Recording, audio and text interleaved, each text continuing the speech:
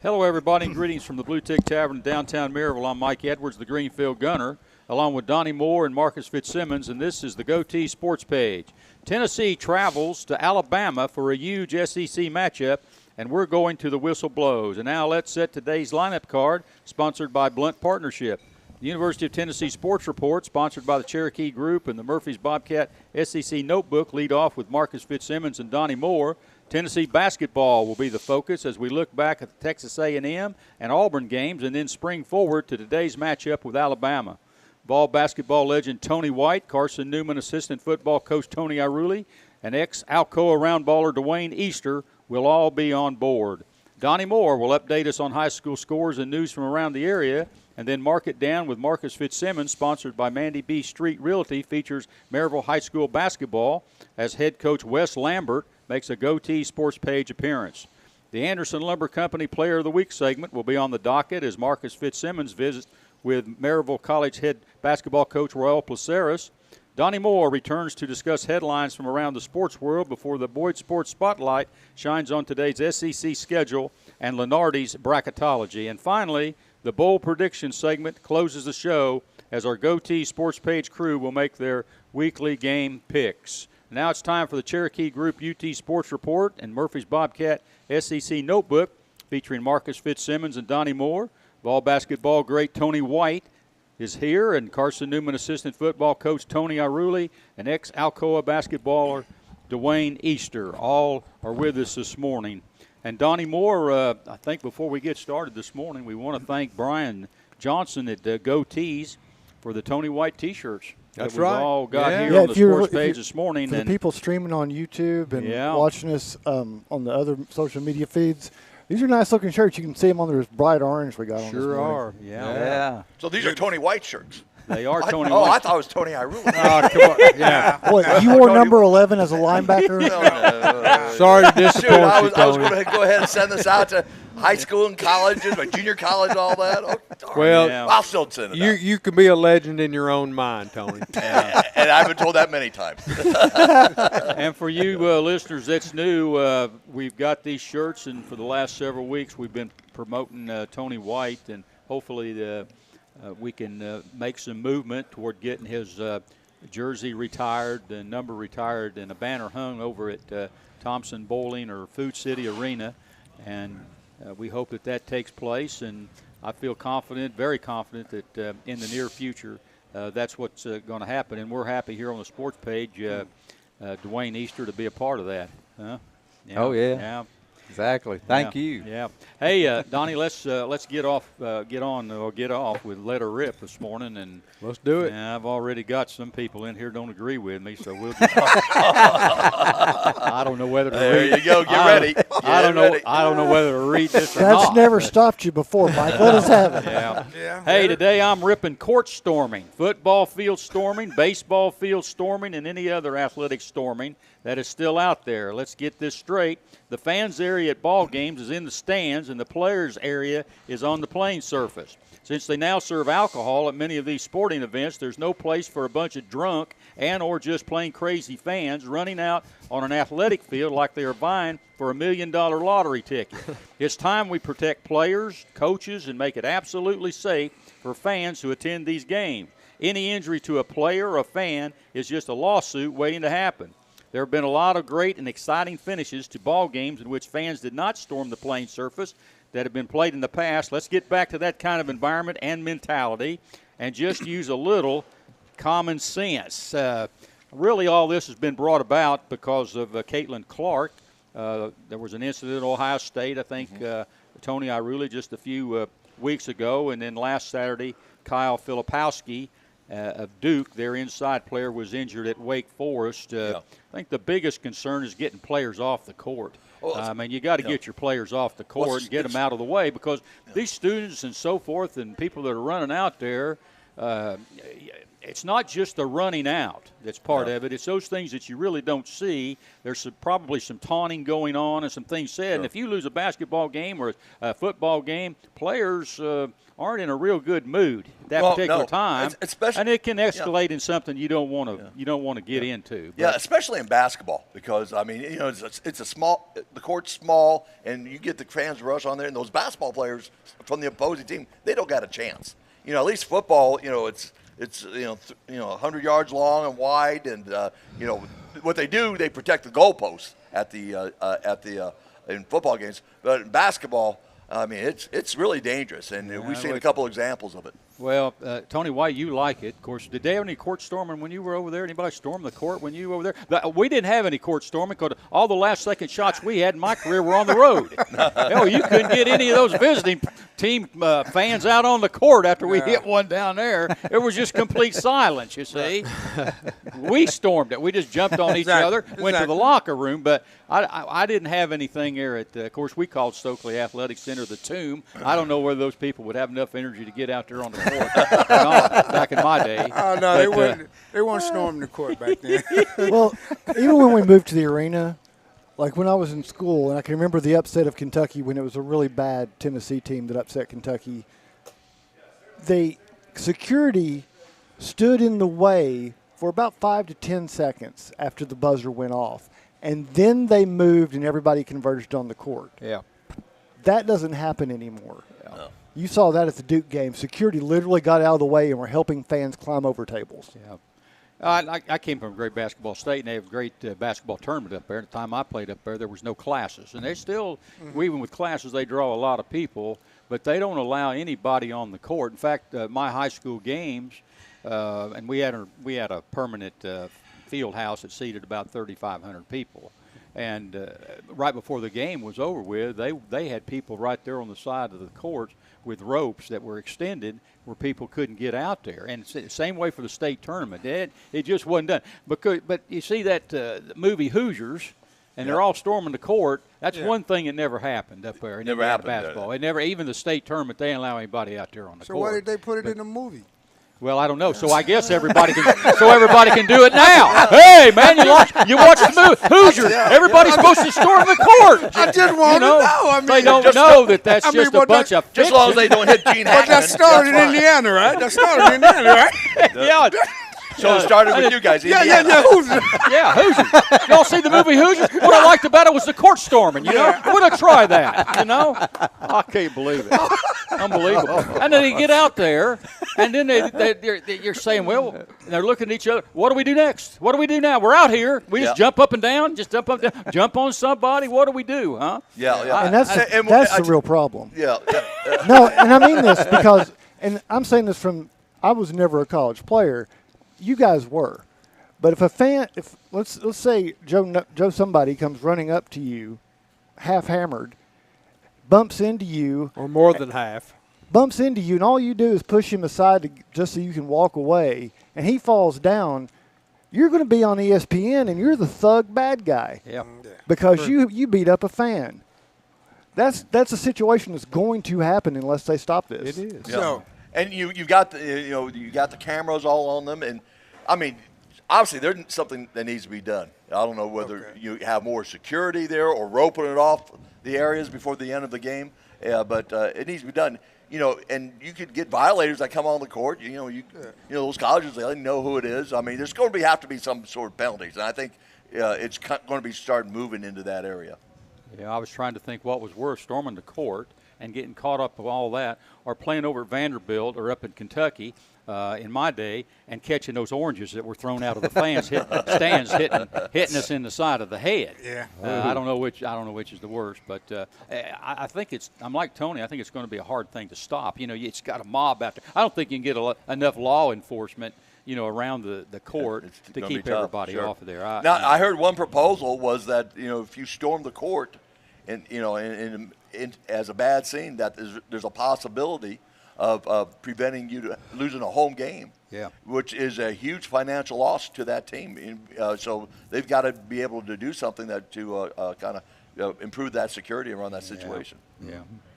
Dwayne Easter, let's move on, and can you give us an update on where we're at with Tony's number? Yeah, and I'll give you forth? a few updates, and I want to thank you guys for letting us be on this show because it's beginning to get out there a little bit. Like I said, I was telling Tony, one of our supervisors at where we used to work at contacted me. He saw it on your show, and then he said, would it be all right maybe to reach out to some TV stations maybe and get Tony on one of those shows, and I've since talked to somebody about that. So that's great. And what I was going to say too is there's stuff on social media that's come out too. Here's one from Tennessee basketball. Vol Hoops Wednesday marked DK's 6th game of the season with 30-plus points. Only 6 other Vols in program history have scored 30-plus points 6 times in a single season. Bernard King, Allen Houston,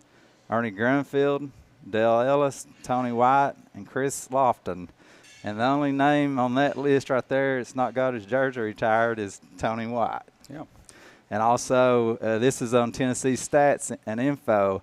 With 39 points in Tennessee's win over Auburn Wednesday, Dalton Connect became the 4th player in program history with 4 35-point games in a season. The other players to do that are Tony White, Bernard King, and Ernie Grunfeld. And those players have got their jerseys retired. Tony's is not. So I think he definitely should be in consideration to have his jersey retired. So that's some kind of the updates I've got, but it's getting out there. And of course, you start wearing these around town, you might get a few. Yeah, and well, I tell you, not this, Tony, but this. I'll wear it around the house. I'm so excited when I came in here today and I saw the number 11 retired T-shirts. Yeah, wow. it's bright in here. No, you got your sunglasses on. Well, no. Well, yeah. I got my sunglasses on Hey, for other reasons. Do you think we could get Brian to make us a number 11 banner and put it in the rafters here at Bluetick? I mean, Oh, my goodness. Well, he'd probably do that. Oh, my goodness. Just get it warmed up and everything. But you listeners out there, my suggestion would just be to drop Danny White, the AD at UT, just a little note, little letter, and the information. Dwayne, I believe, has already been sent to him, so he's got the information in hand over there. So just a letter of your support for Tony to get his jersey retired or number retired there at UT, I think would be great. And anything we can do, we're going to do it here on our show. right, Tony, I was just going over your stats, and I noticed something. Your career scoring average at UT was 17.5 in your 4 years over there.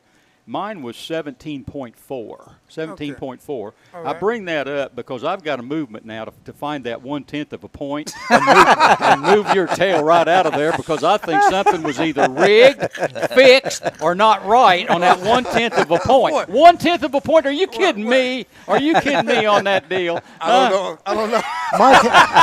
Mike, have him rerun it. Now that we've got calculators instead of an abacus, it might be different. I think so. And I'll get on Brian next week to get some new shirts printed up on this deal here. There you go. Yeah. They're But gonna. all kidding aside, I think the two things that, of all of his stats, and this is putting Tony really aside because I know that he was impressed with the Playboy All-American team. But I like, two things that I like. And I still got the issue. There you go. Two things that I like about all of Tony's stats is first of all, he graduated. He did what he was supposed to do. Hey, listen, if you come here, you're coming here to school, and that was the priority, and that's what he did. I think that's impressive. And what's big about Tony, too, he came back. He went and did his stint overseas playing ball, and he came back and finished his career. That's even more impressive to me. So that's me talking right there. Yeah, that's a culture shock, but on too. the other hand is the fact that, man, he was just a tad shy of shooting 50% for his career from the floor. Now, from a guard perspective, that's almost unbelievable. I mean, 50% from the – you must have hit a lot of layups, son. No, there wasn't layups. It's an art of the game that is now a lost cause because you got the long ball and what they want to do, they want to shoot the three or they don't want to dunk. Yeah. The mid-range game. Yeah. I shot a lot of pull-ups. Yeah. And then, you know. Drive in, pull up. I drive in, pull up because they think you're going to the basket. You do a quick pull up, and then the defensive player just keep going to the basket. Yeah. That was my how you say bread and butter back in the day. Yeah. Well, I'll tell you what, from a guard perspective and a guy that pretty fond of outside shooters and so forth, 50% from the floor is pretty impressive. And I don't know of anybody over there from a guard standpoint that's got a higher percentage from the floor in a career than Tony had. Now, there might be players that shot close to 50% in 1 year, right, but they ended up, maybe 45 and 45% and 46%. That's pretty phenomenal for a guard, right, that's shooting from the outside. Yeah, so right, to me, you can put all that other stuff aside. 50% from his position, that's incredible and remarkable and tremendous stat. Well, I appreciate that, Gunner. Thank you. Yeah. And we'll look for that other 10th for sure. Oh, yeah. Hey, last Saturday, Tony, you were at Tennessee, and they just beat down Texas A&M. Of course, Texas A&M, they're on the skids, so to speak. And you never know the mentality of players this time of year, especially with a ball club like that, because they'd lost. They lost to Arkansas and Vanderbilt. Those were bad losses. Bad losses coming into this game. And you don't know at what point players are going to say, I'm ready to go to the beach, or it just doesn't look like things are going to work out here. It was tough. But putting all that aside, I think Tennessee played one of their best games of the season over there. I mean, defensively and offensively, and I mean, it was just an out-and-out romp. Yeah, the way I saw it. Yeah, I mean, they really put it to Texas A&M. They out-hustled them, and we won the little battles to make us win the war, and that was the big thing. Adu came in. He scored well inside, and everybody just played well. Yeah. Texas A&M, Dwayne, they kept it close early. I mean, they got out of the gate. You're thinking, well, what do we need to do at Tennessee? We need to get out of the gate early. We need to get out there fast. We need to make it close. But right there before the half, I think Tennessee jumped up there. They had a good run in the last minute or two, and Texas A&M never recouped from that. Yeah, and they're a real aggressive team, and I think we handled that well this time too, as far as how aggressive they are. So yeah. And the two inside players, Tony, Adu and Waka, combined for 30 points, 14 for 20 from the field, 20 boards to go along with Dalton Connects, 7 for 14 from the field and 6 for 7 from the free throw line. That's pretty much the story with this basketball team right now. Those guys on the inside, Dalton Connect. I don't know where James and Vescovy are. I guess they're just kind of waiting for somebody to say, hey, we need you now. We need you now. I don't know, but they're still kind of just they're out there. Well, they're there. Yeah, they're out there. But those two inside guys and Dalton Connect and Zakai Ziegler, not necessarily from his shooting point stand, Tony, because he's not shooting the ball real well from the outside. I mean, he hits a three now and then. Everybody thinks, hey, But when you look at the end of the game, 33%, 30%. Right. But he's still running the club like he needs to run it. And I tell people, when you run the point position like he runs it, it takes a lot out of you, doesn't it? Yeah. He's running it, and he's doing a heck of a job at it and everything. I just give him praise, his effort, his focus on defense, and helping us out with key steals. He did that, and he just controlling it, and that's what we need. Yeah, we was lacking that last year. He had 9 rebounds, 14 assists. There you go. 4 steals and no turnovers. That's just the little things. Yeah. About him too is he never gets down. He might have a bad shot, he's right back at it. He don't seem to get down. Some players can get down, get in their head, and all that. Well, he got one of those.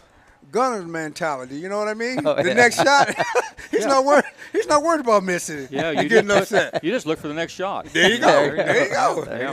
You understand that, don't you? Yeah, Marcus Fitzsimmons. I'm still a little concerned with Ziegler, the minutes he's getting. I'd like to see Vescovy, play a little bit more at the point guard. I don't know how that's going to fare in a tournament. He's playing a lot of minutes and.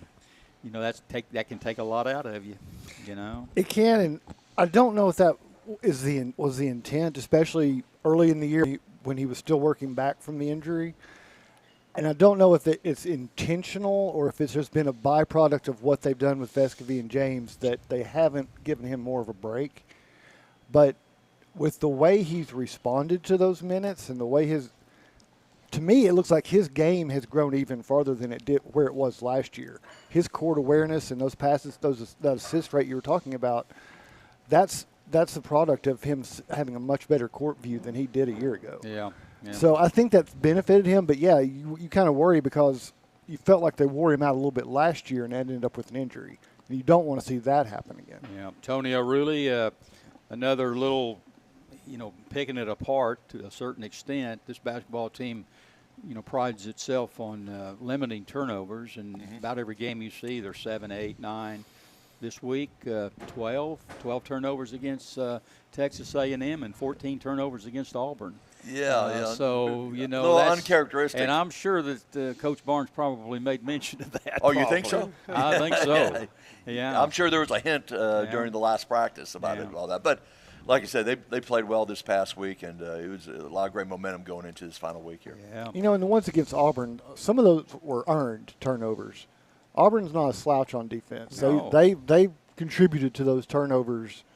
So you give them a little bit of credit for that number going they're one up. of the top defensive clubs in the nation. Yeah. And of course, Dalton Connect ruined all that for them the other night. Oh, yeah. Yeah. Let's talk about Auburn. Bruce Pearl came in here, and by golly, this was Tony White. This was a huge game for Auburn because they get this game against Tennessee. They're right back in the conference race because their schedule is pretty soft compared to everybody else down the stretch here, and they could have worked themselves right back in there. Yeah. But But didn't tough. happen. Yeah, they ran into a guy named Connect. Yeah, right there. What did he get, 47 points, something like that? What did he get, 47 points? 39. 39? Okay. Yeah.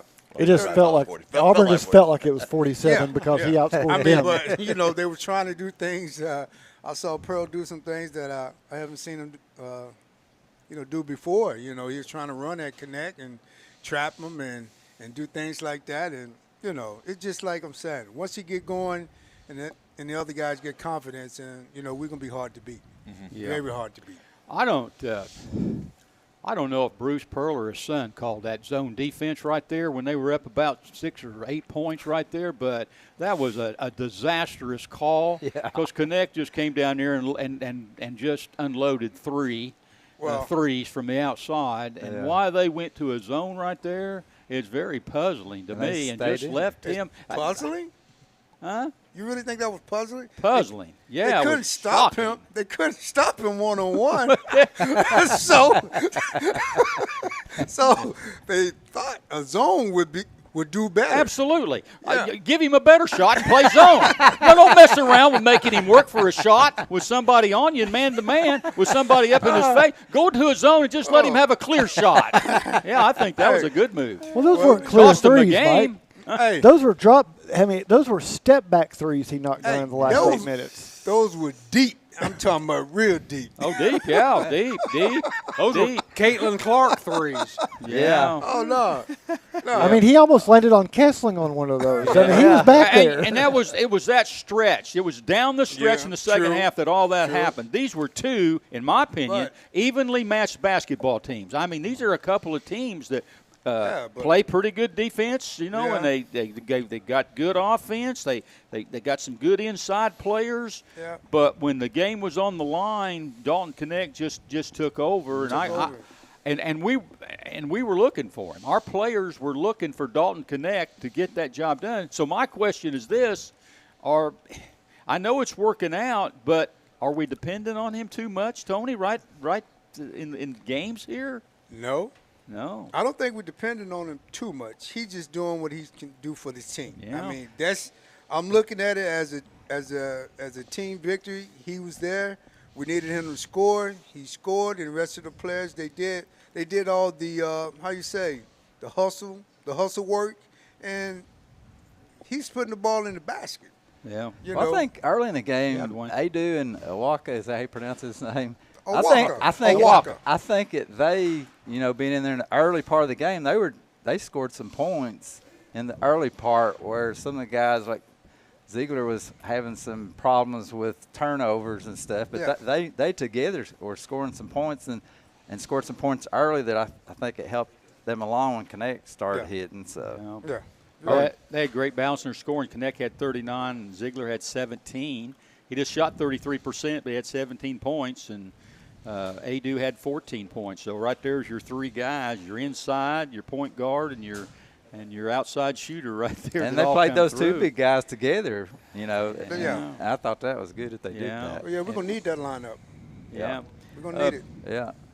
Tony, I hope that Auburn and Tennessee meet again in the tournament because I'm not so sure these are the two best teams in the SEC, primarily because Auburn can play you on the defensive end. They can get after you on the defensive end. I don't think Alabama gets about. They don't get after anybody on the defensive end, and neither does Kentucky. This seems to me the year of the guards, the outside shooting. All these clubs seem to have outside shooting, and they're looking to score. Yeah. Plus, it's Bruce Pearl coming back and playing Tennessee. I mean, that gets the Tennessee fans always all jacked up about it, and it's good for people come watching the game, and so it's always and you got two legendary type of coaches going against each other. So I'm surprised that none of these coaches in the SEC look at film. I don't think any of them look at film.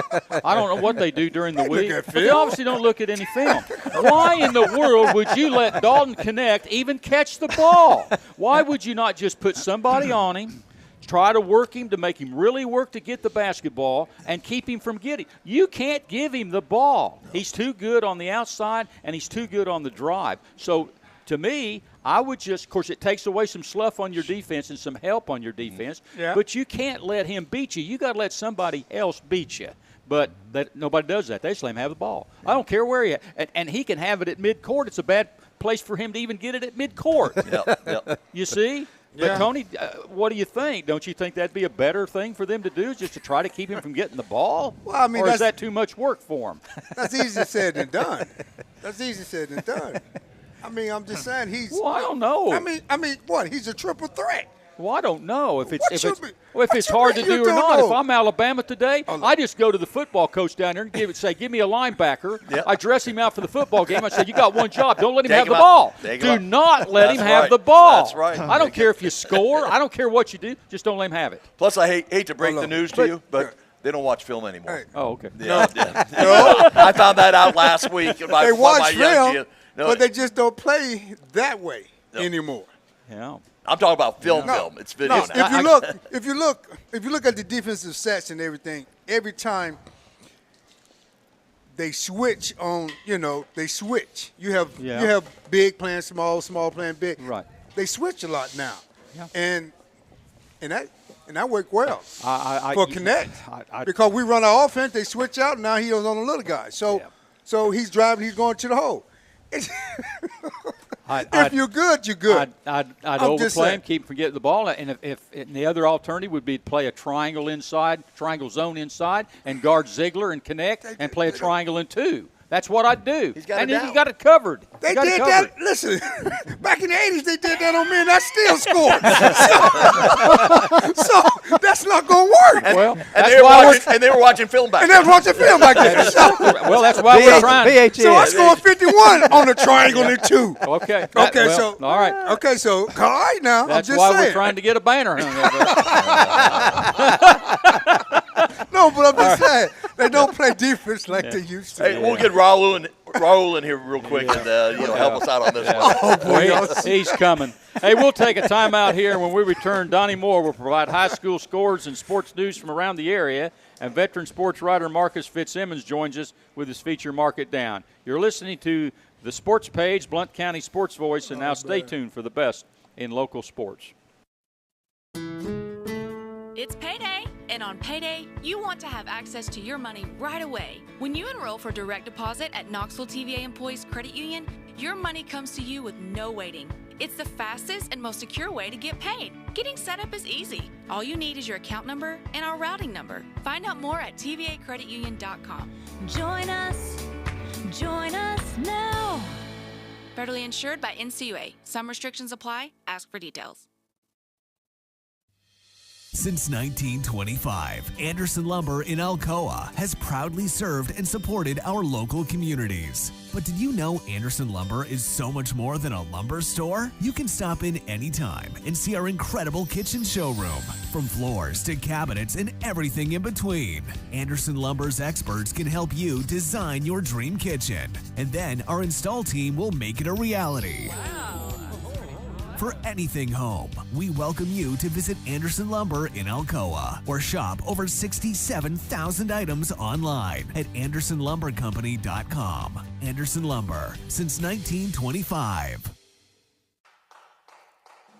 Aubrey's is known for real comfort, real food, real good.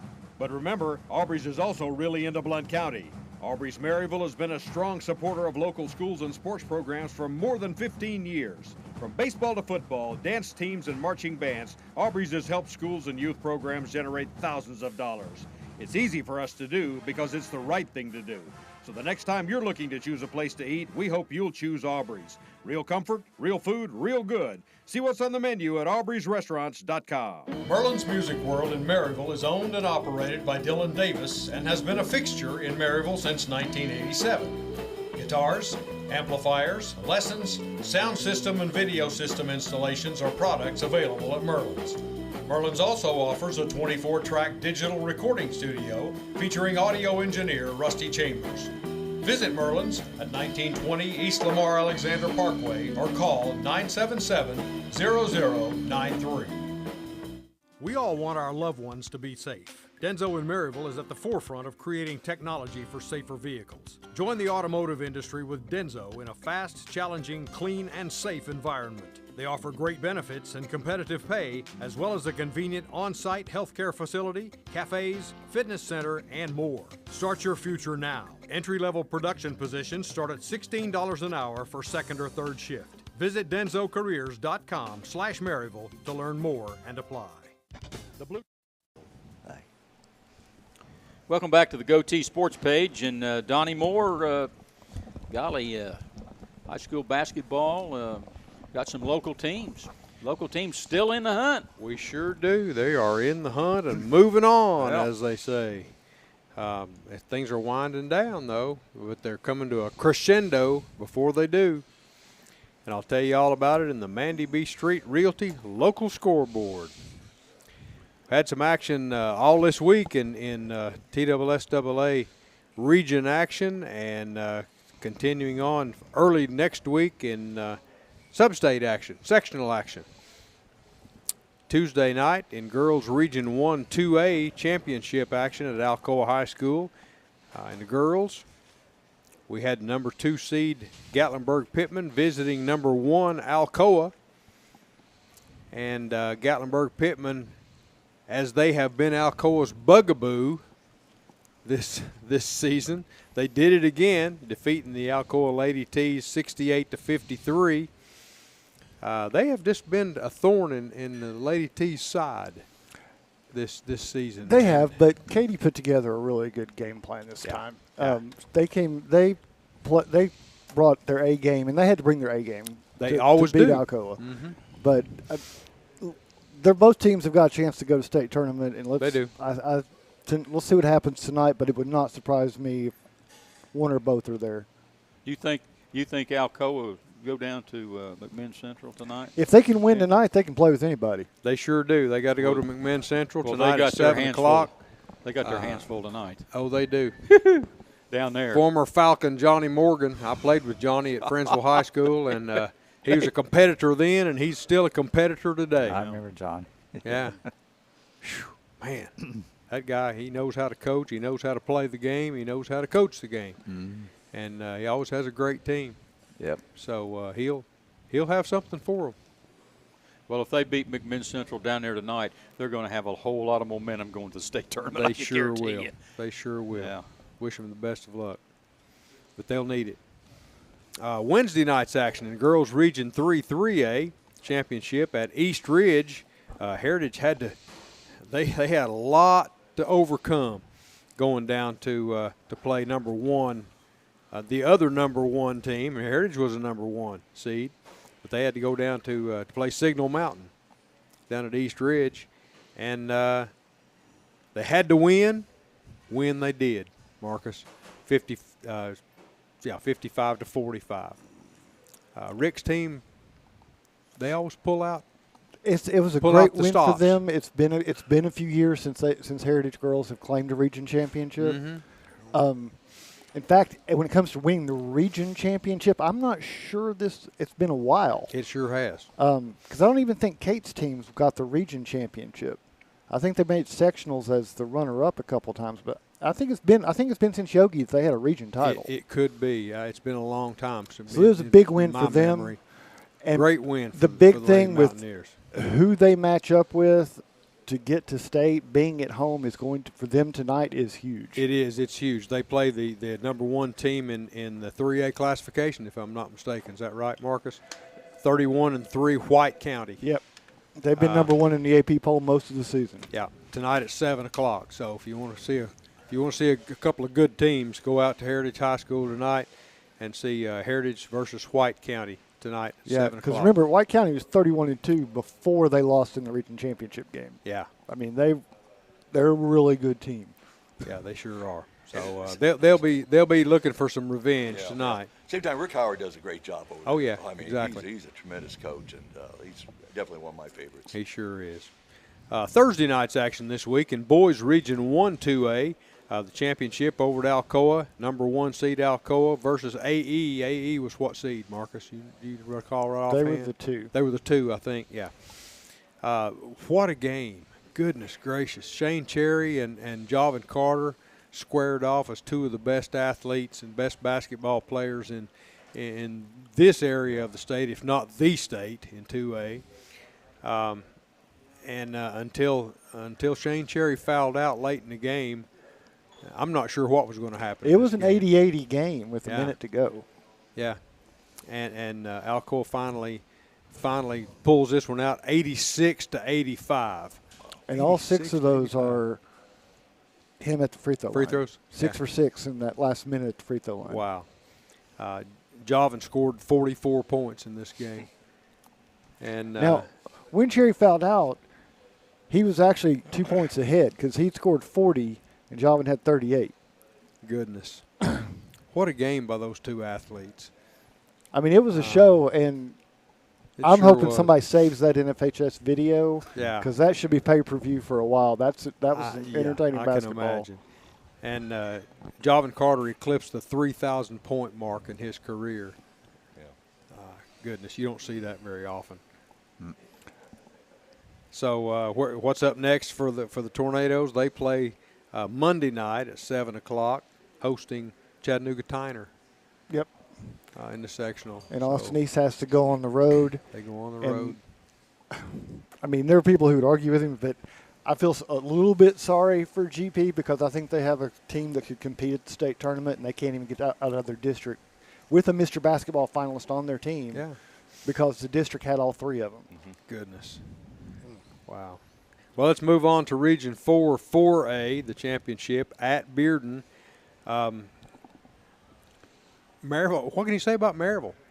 Well, we can say quite a bit, but we're going to talk about them later. We're going to talk about them a little bit later. They're hanging out over here in the rafters, smelling the pizza. And yeah, but it's hard to win at the doghouse. I'm telling you, that's a tough job to win at the doghouse. But Maryville did 55-48 in the Region 4 4A championship game. So Monday at 7. Maryville hosts Morristown West. Bearden has to travel to Morristown East in the sectional. And, that's another region where let's go back to the semifinal where Maryville had to get through William Blount and play them a fourth time. Yes. And that was a great game. It was a great game. But Maryville had to go from that win, day off, and play that championship game against Bearden and at Bearden.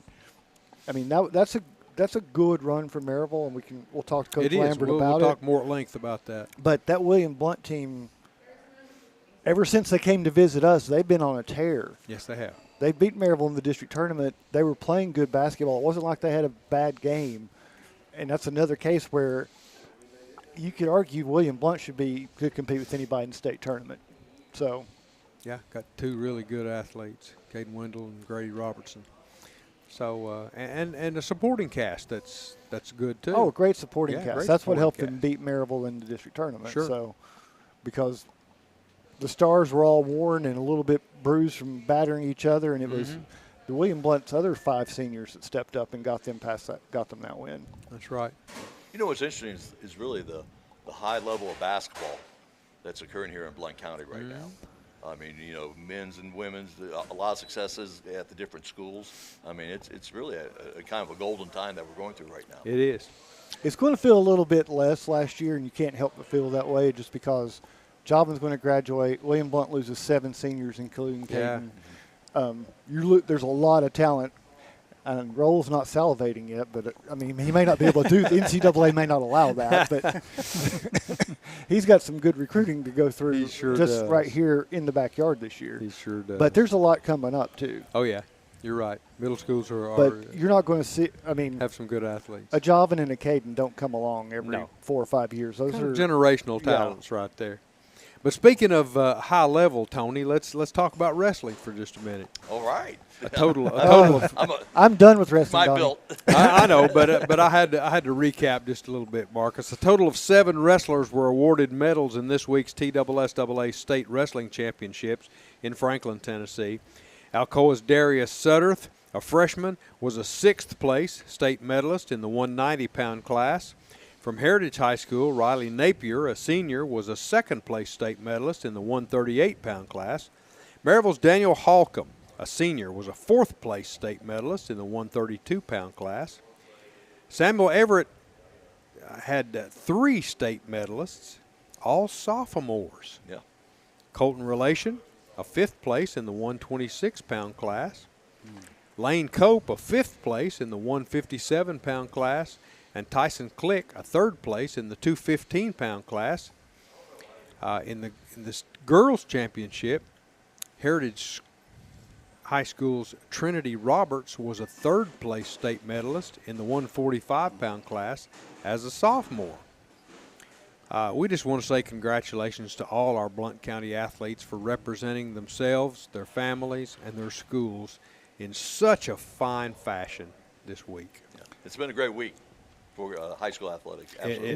It certainly And you know, has. you got to say, they can during the dual season when they're competing against each other. I mean, there's still a bit of a wrestling coaches still have a degree of relationship working together and organizing these things. But when our coaches really seem to hang out, especially in the A class where we had 3 coaching staffs up there.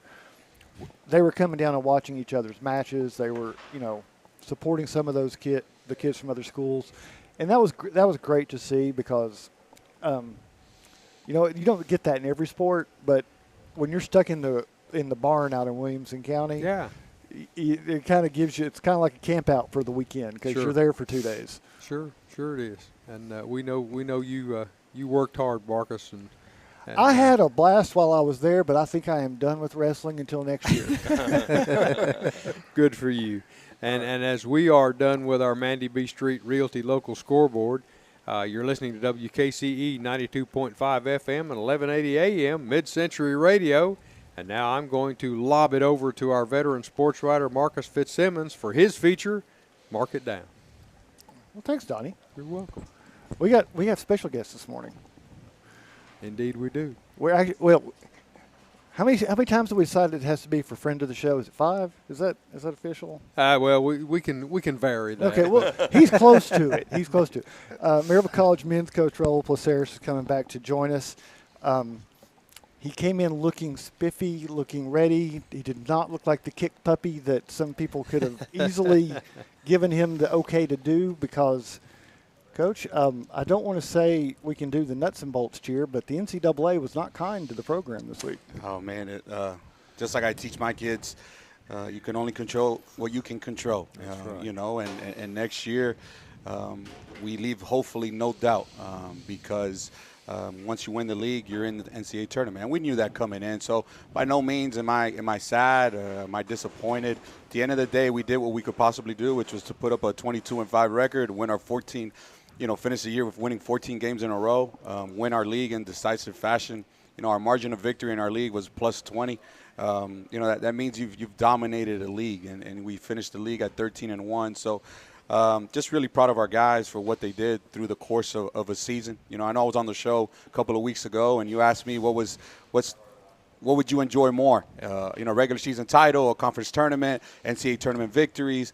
I think when you put up the body of work that we put together, it means a lot because you've done it for 4 months. And in basketball, to be the sought-out team, the team that's hunted because you're voted preseason number 1, there's a lot of pressure to that. And our guys, really passed with flying colors this whole season.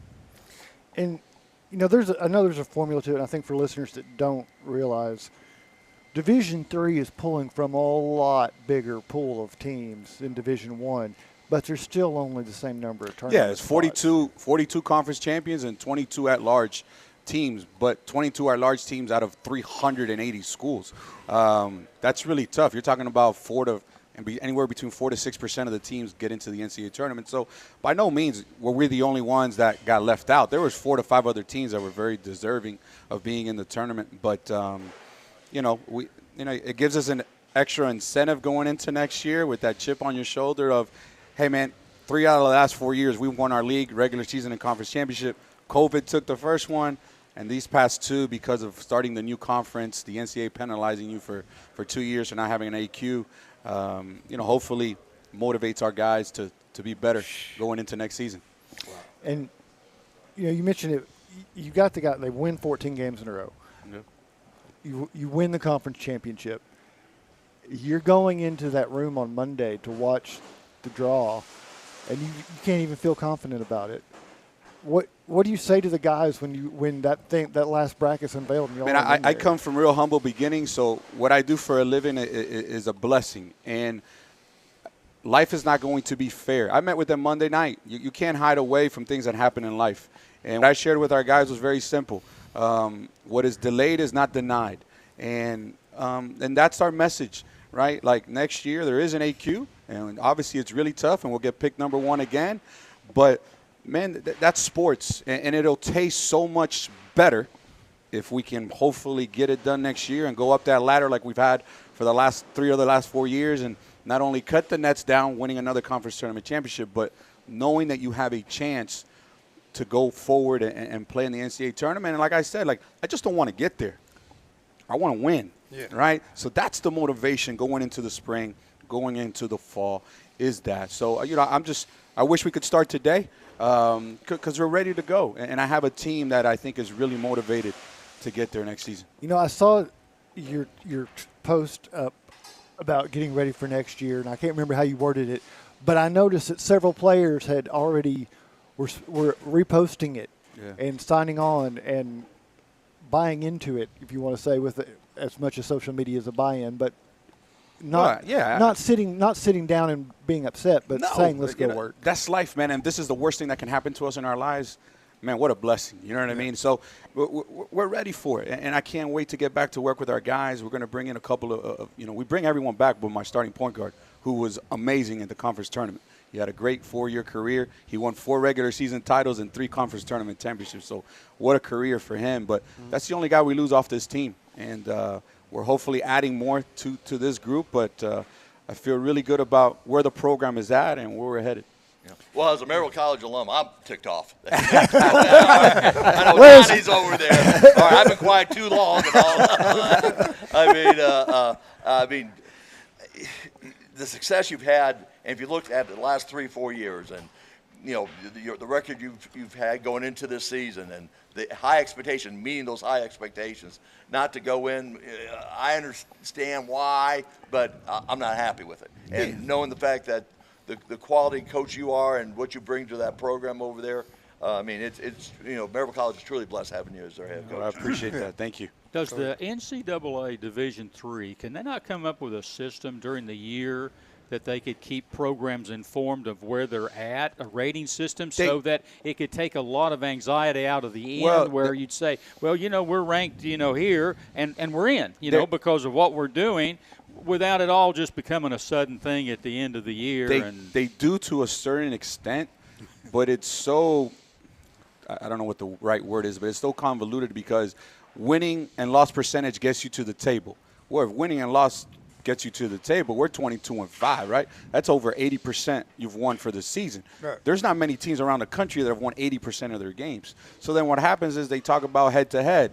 And, well, we've had some really good head-to-head wins. But then they go to strength of schedule and regionally ranked wins and all that stuff, depending on where you're at in Division III, it makes it really tough to get in. So, again, you know, I'm just fortunate that we're playing really well. Our program is in a really good spot. And going forward, no one can take it away from us. And I think you go back since I coached at Maryville. I think Division III is in a way a lot of times very biased against the Southern teams in basketball and in football. I mean, you just look at most of the schools that are going in. I mean, they're northern schools, midwestern schools in football and basketball, and usually the southern schools. I mean, because probably there's not as many as in those areas. You know, it's very tough getting into. Yeah. And so I've experienced that as well. Most of these Division I schools, the mid major, so to speak, I call them mid major. They decide whether they want to take their regular season champ or they want their tournament champ. Most of them have elected to do the tournament championship. Right. But, if you win the regular league and the tournament championship, there should be no doubt whether you're in the tournament or not. For crying out loud, I don't care if you're Division 3, 2, or 1. That's what I'm. You're taking it really. You're modestly taking it. You must be on something because I'd be going absolutely berserk. No. It makes no sense whatsoever to me sitting here where you've won your league and you've won your tournament and you're not in the NCAA tournament. I'm disappointed in the NCAA. That's what I'm really disappointed in because they penalized a bunch of group of teams that have always been Division III, right? It's different if you're coming in from the NAIA and you're establishing this new league.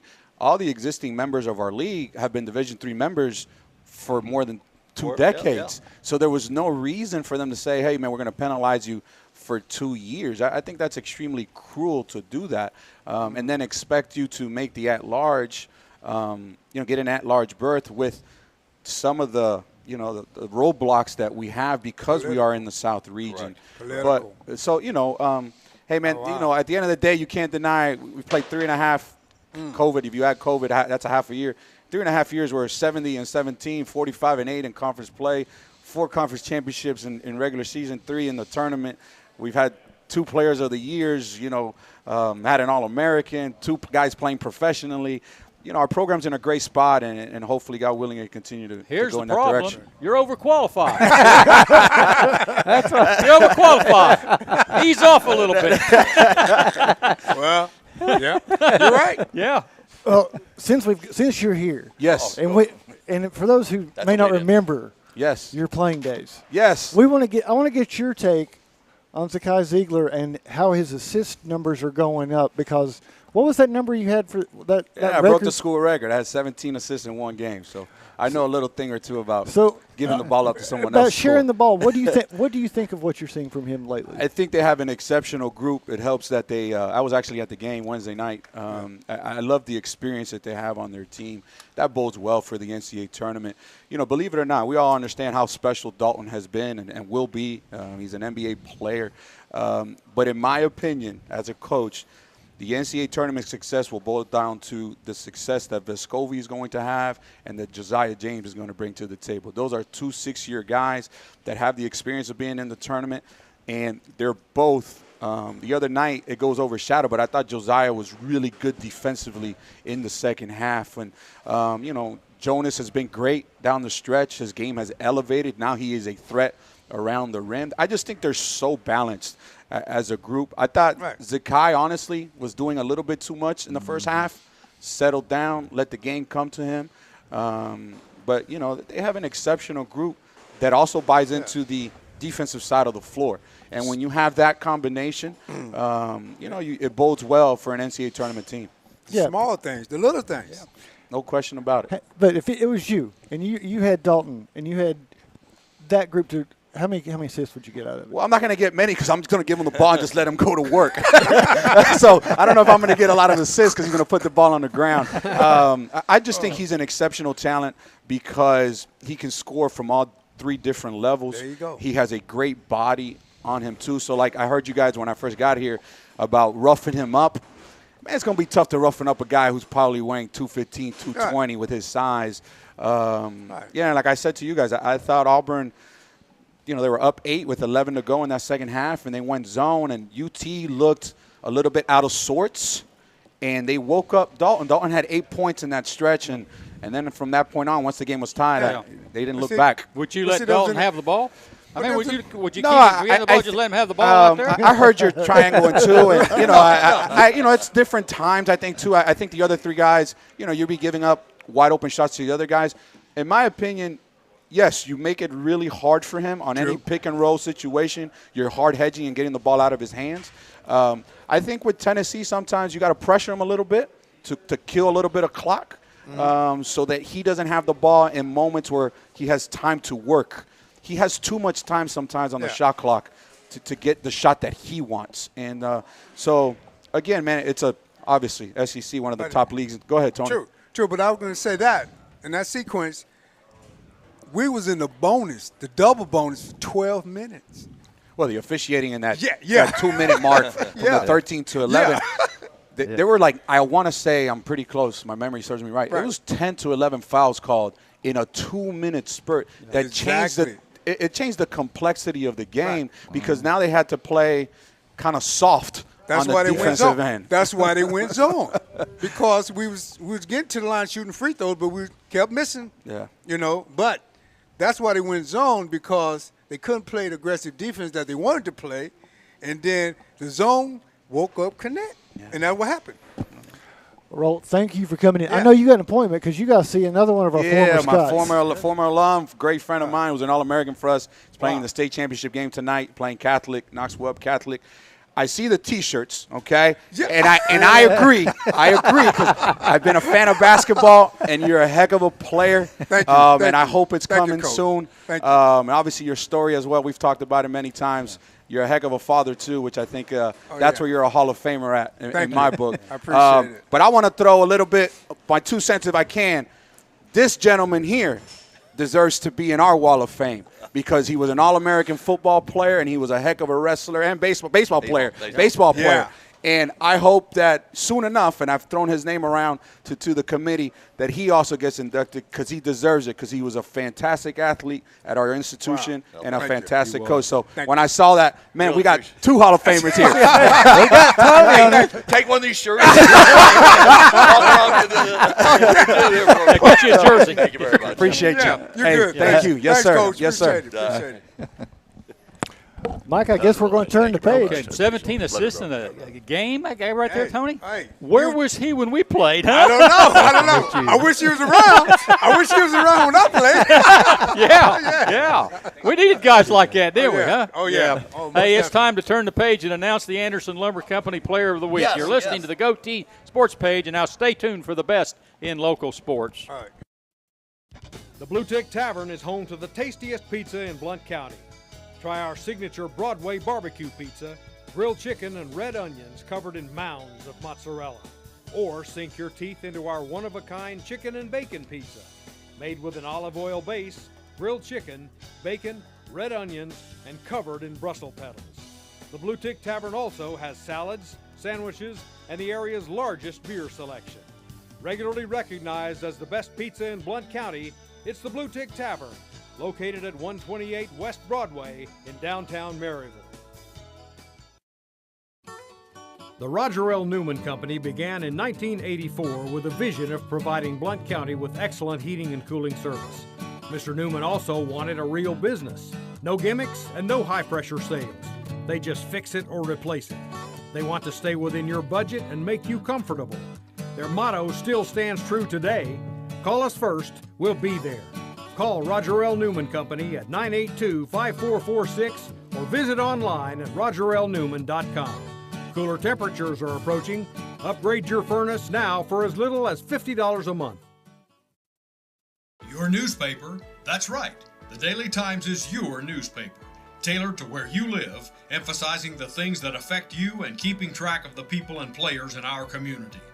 The award-winning Daily Times can be delivered each morning right to your door or inbox with the latest in local news and sports.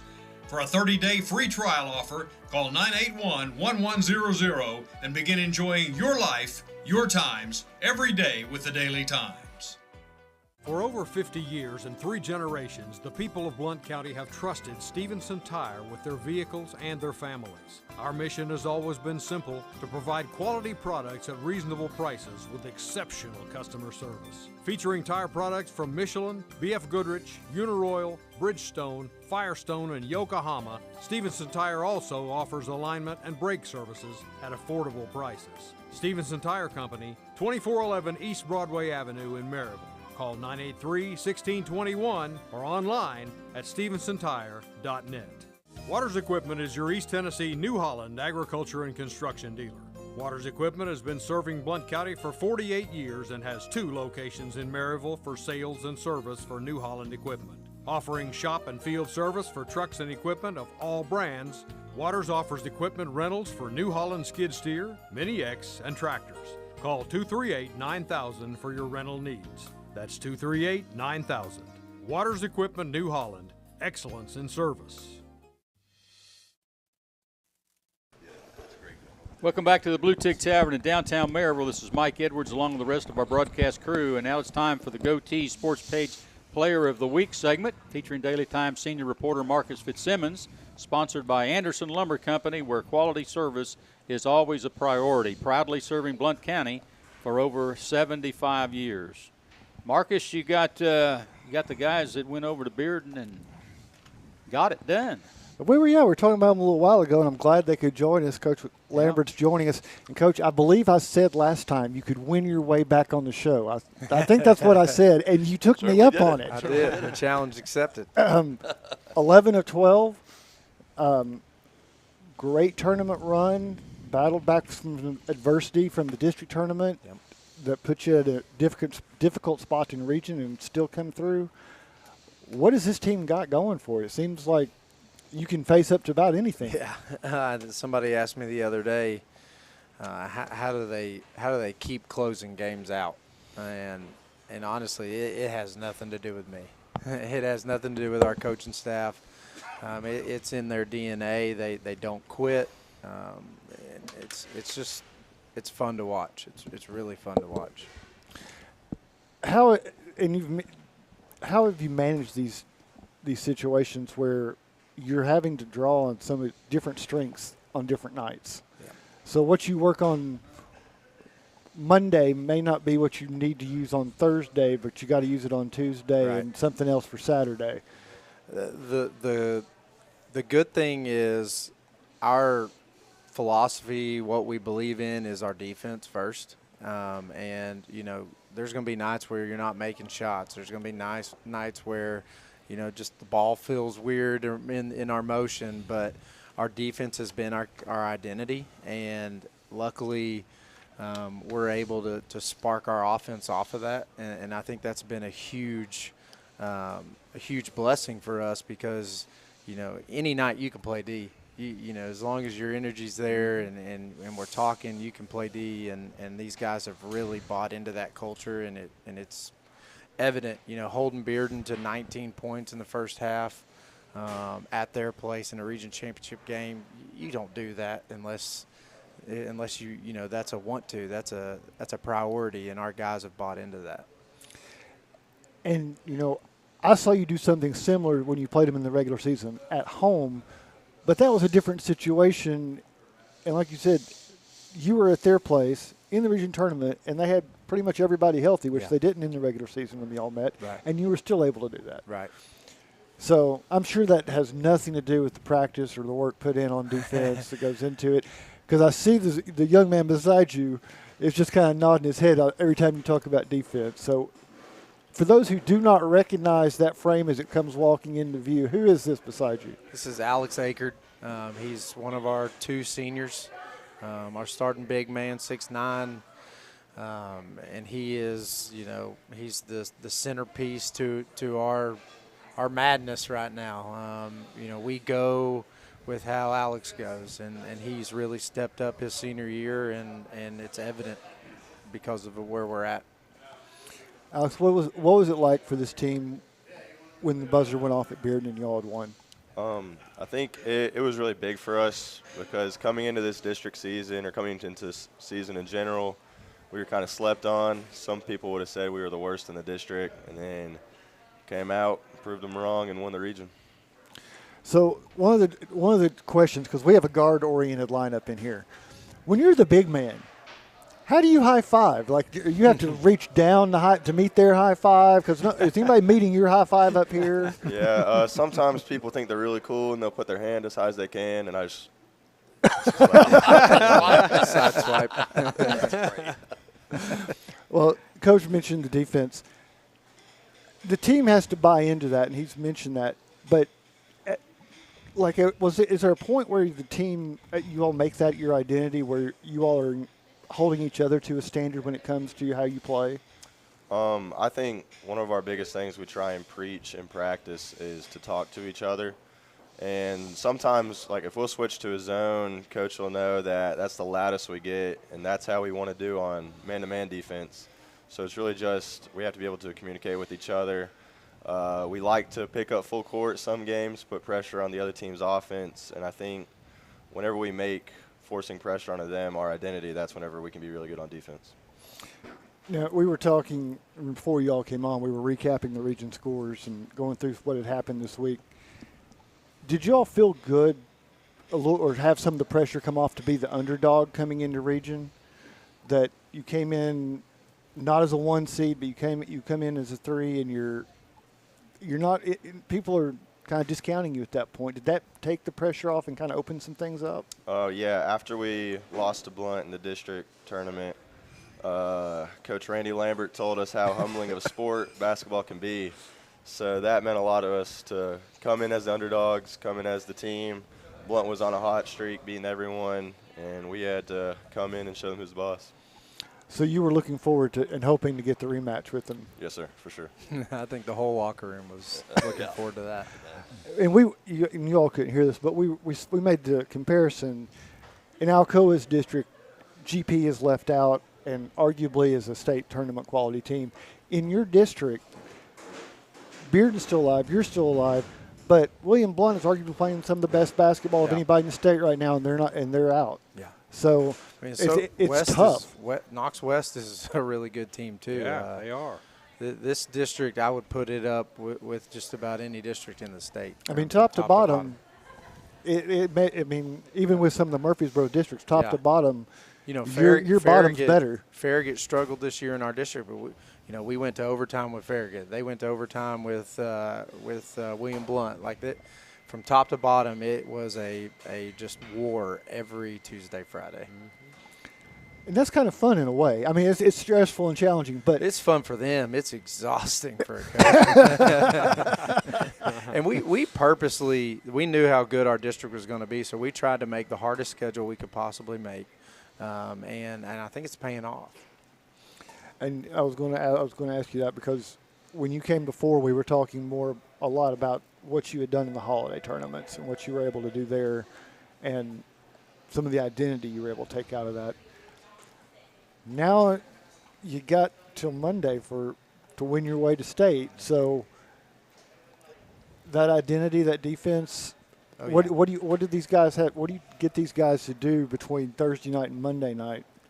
Well, first, relax, take a deep breath, get some rest. I have to kick our guys out of the gym. Like Friday, we took off Friday, but I had to make sure they knew that I was not coming an hour early before school because every single morning I've got 7-8 guys waiting on me at the door at 6:45.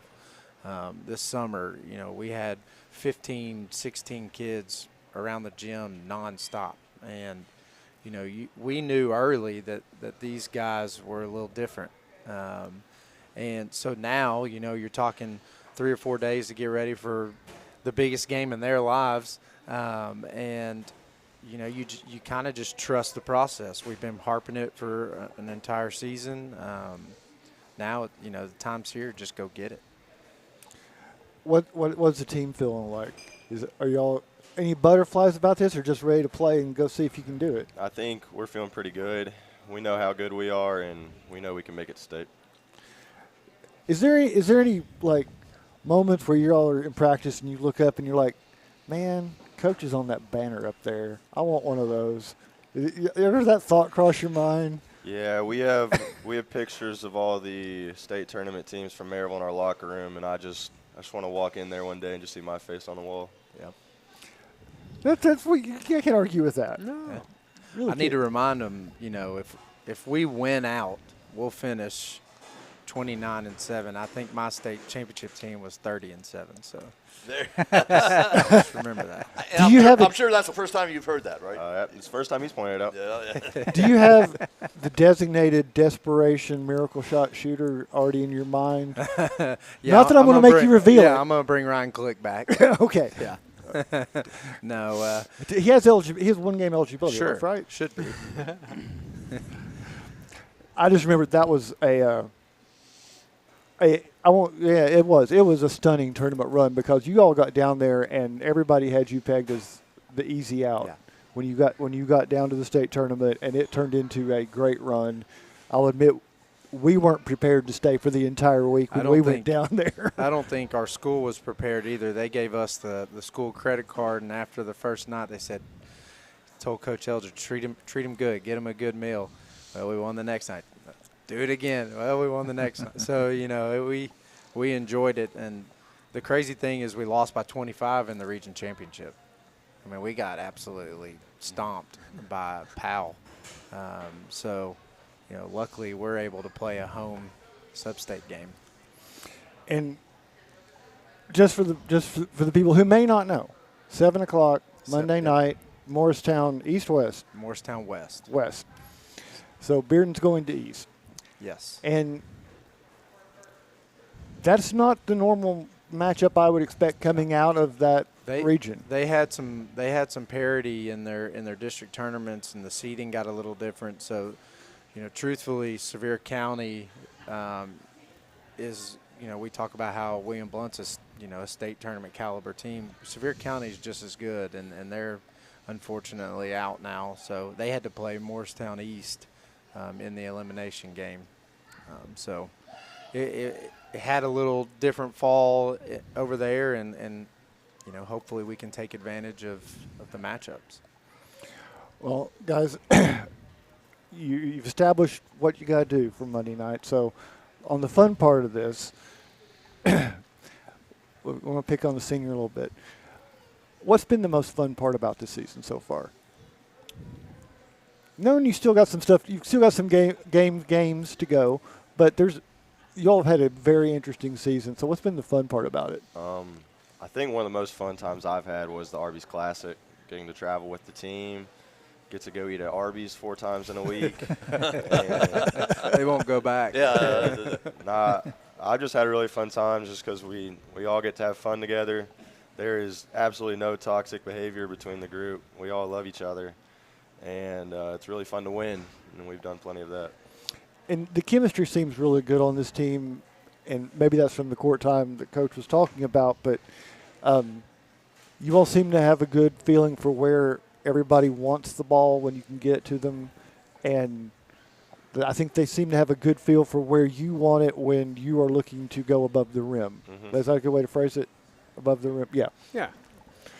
Is that true? Or do you have to work with the guards individually and say this is what I like, or does that just develop?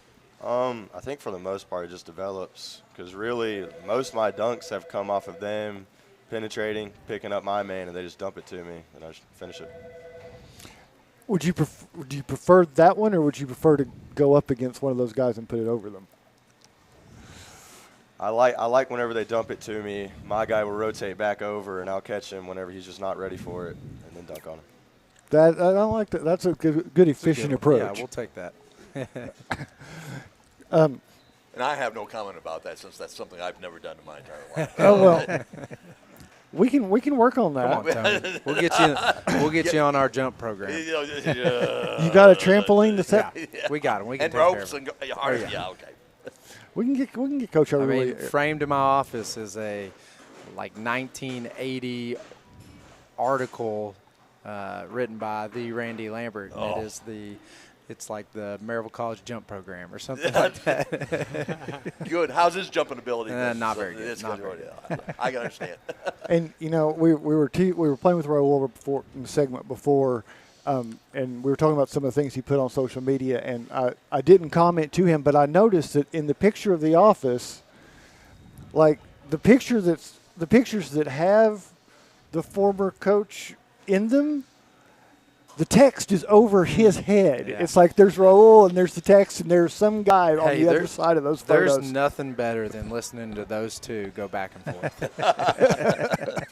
It's great. Yeah. You know what? I'll just say this. What makes me proud is seeing you and Raul, seeing the success you've had. And I was at Maryville College when they were students and when they were playing and all that. And that's what makes you real happy when you're seeing former players going in the coaching profession and having great success.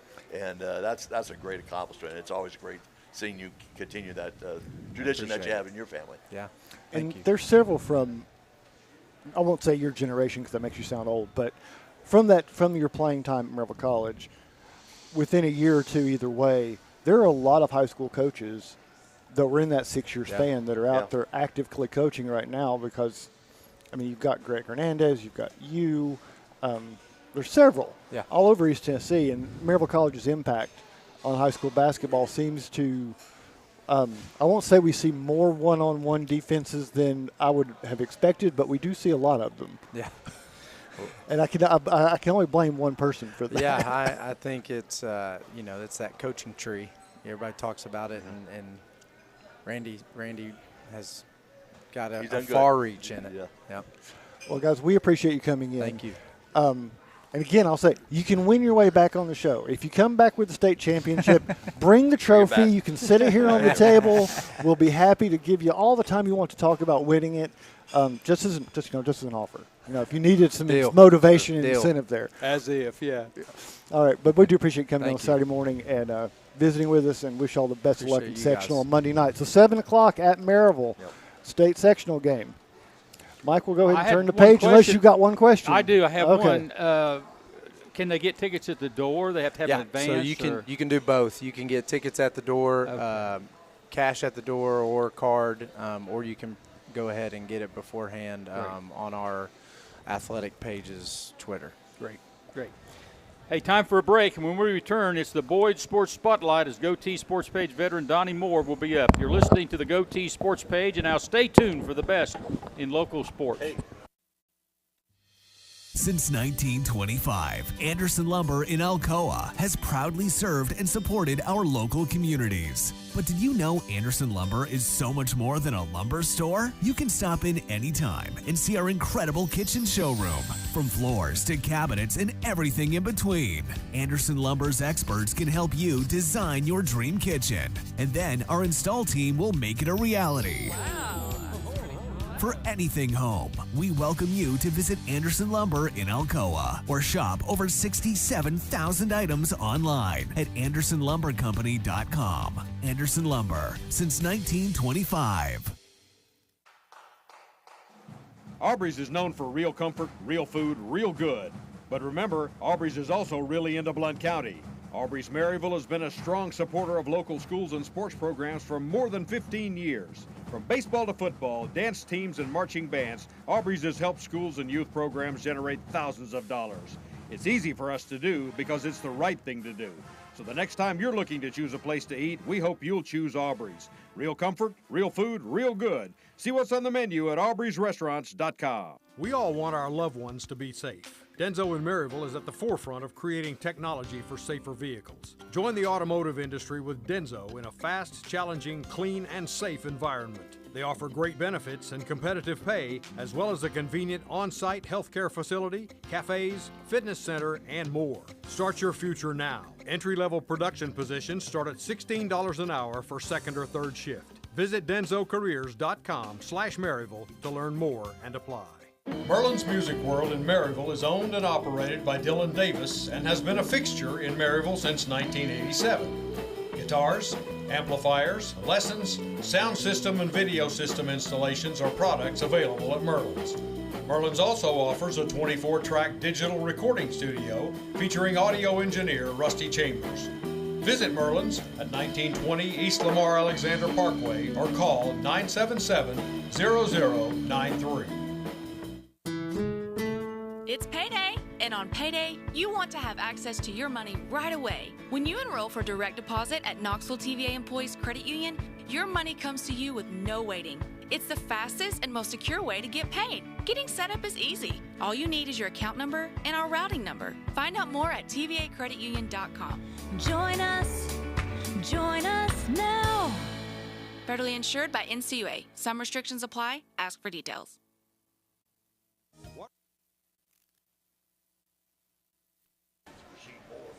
Welcome back to the Bluetick Tavern in downtown Maryville. This is Mike Edwards, and it's time for the Boyd's Sports Spotlight. And first up will be veteran of this broadcast, Donnie Moore. And Donnie, what do you got? Well, Mike, I've got some headlines. And as usual, they are brought to you by Fast Signs. Whoosh. Whoosh. Well, Iowa's Caitlin Clark made the announcement on social media this week that she will be moving on from college basketball after this season and heading to the WNBA. With Kelsey Plum's NCAA scoring record in her rearview mirror and her sights set on Pistol Pete Maravich's record of 3,667 points, Clark only needs 18 to break this one. But hey, I'm not hearing anything either. What we got here? I got you. We're hearing you fine. Okay. Yeah. Okay. There we go. There we go. I just pecked on the box up there. You hear me? She has almost nothing left to accomplish in college basketball. The Indiana Fever have the rights to the #1 pick in this year's draft, and they've made it no secret who their choice is likely to be. Best of luck and health in this next chapter of your life and your career, young Ms. Clark. Former New York Yankee Robinson Cano will continue his professional career after signing a contract with the Diablos Rojos del Mexico of the Mexican League yesterday. Cano, 41, an 8-time All-Star second baseman with the Yanks, last played in Major League Baseball in 2022. Cano expects to see action when the Yanks send a partial squad to play Diablos Rojos in Mexico City on the 24th and 25th of this month. The regular Mexican League season begins in mid-April. He was eight-time All-Star? 8-time All-Star. Yeah. I didn't realize he was that long. Playing in the Mexican League. Well, the Green Bay Packers are in meetings with running back Aaron Jones and his agent Drew Rosenhaus, trying to get to a salary figure that would satisfy the club's desire to lower his salary cap number while also giving Jones what he feels he would likely earn on the open market. If the two sides can't come to an agreement, Jones will likely be released. He's entering the final year of a 4-year, $48 million contract and is set to earn a base salary of $11 million and carry a $17.6 million cap hit. The Packers surprised almost everyone by upsetting the Cowboys on Super Wild Card Weekend. That was a great win for the Packers. Sure was, wasn't it? No one was expecting that. Nope. Especially the Cowboys. Yeah, really? Yeah. Yeah, Jerry Jones was not happy about that, was he? Well, the World Athletics Indoor Track and Field Championships are going on this weekend in Glasgow, Scotland, and the men's 60-meter medals went to very familiar Americans. Christian Coleman took the gold, running a world-leading time of 6.41 seconds. Noah Lyles won the silver with a time of 6.44. Coleman, that's moving on, isn't it, Tony? Yeah, that's fine. Coleman, 27 years of age, holds the world record for the event at 6.34 and ran collegiate track, guess where? Knoxville, Tennessee at UTK. He's a VFL. A 3-wide photo finish at Atlanta Motor Speedway last weekend turned out to be money for Daniel Suarez and Trackhouse Racing. Ryan Blaney and Kyle Busch had to settle for second and third, respectively. The crash-filled race was the third closest finish in NASCAR history, Mike. There was a massive pileup of at least 16 cars on the second lap that set the tone for the remainder of the race, which had a total of 10 cautions. Yeah, they had 16 cars piled up at Daytona. They Yeah. spend the On the whole last week. lap. They spend the whole week putting cars back together for the next race. don't Yeah, they? no Pretty doubt. much. They sure did. All right, let's talk a little bit about On This Day in Sports. Right. Tony likes this segment. March the 2nd, 1962. Philadelphia center Wilt the Stilt Chamberlain scored 100 points, the most ever by an NBA player in a game, in the Warriors' 169-147 win over the Knicks. Was that the one that played at Hershey Park? It was. Yep. Hershey Park. He was 36 of 63 from the field, and contrary to popular belief, he was 28 from 32 from the free throw line. Wow. He shot him like this. That's right. Flipped it up like that. He did. They didn't do a very good job keeping the ball away from him, did No, they didn't. On this day in 1966, the Chicago Blackhawks, Bobby Hull, becomes the NHL's first two-time 50-goal scorer in a 5-4 win versus the Detroit Red Wings. Very good. Great player. Yeah, he was. Bobby Hull. On this day in 1968, 19-year-old American Peggy Fleming wins the third consecutive World Figure Skating Championship in Geneva, Switzerland, whereupon she immediately retires and turns pro. Eventually goes into broadcasting. That's right. Yeah, she did a lot of the women's broadcasting for long time. Yeah, 15, 20 years afterwards. Was she not Grace on the ice? Yeah, Peggy Fleming. Yeah, Oh, she was that's Grace the then, icon. wasn't she? Yes. Yeah, she's the icon. You're right. 1969, Boston Bruins center Phil Esposito becomes the first player in National Hockey League history to score 100 points in a season. The Boston Bruins? Yep. There you Boston go. Bruins center.